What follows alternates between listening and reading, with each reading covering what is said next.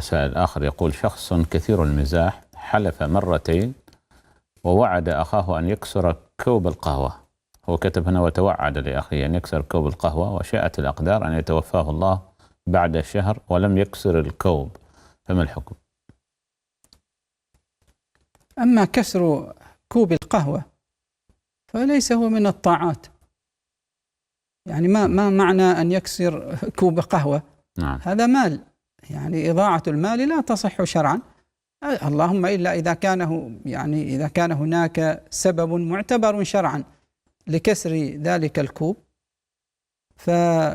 وكان حلفه يعني حلفا قاصدا إليه، فلا مانع من أن يخرجوا من ماله كفارة يمين مرسلة. نعم. وإن كان لا يظهر. أولا هو ذكر يعني في السؤال ذكر أمرين. نعم. الأمر الأول أنه كان كثيرا